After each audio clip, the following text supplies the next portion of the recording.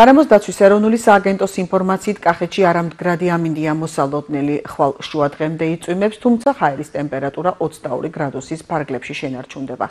ღვინის ფესტივალის დღეს 11 ოქტომბერს სინოპტიკოსები კვლავ მზიან ამით გვირდებიან, მომდევნო დღეებში კი ისევ წვიმაა ნავარაუდები.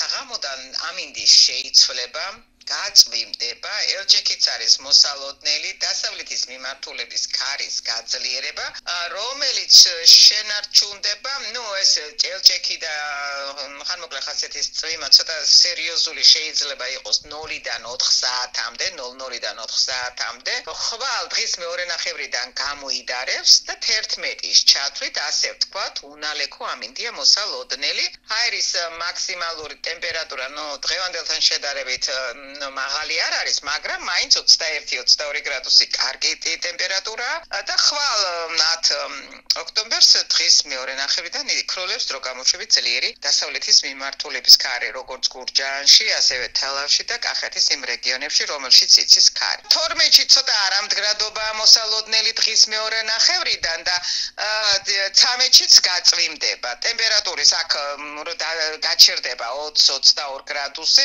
შენარჩუნდება 13 და 14-დან უკეთესი სიტუაციებია, რამდენიმე დღე გამოიდარებს და ჰაერის ტემპერატურა კვლავ მოიმატებს 25 გრადუსამდეც კი.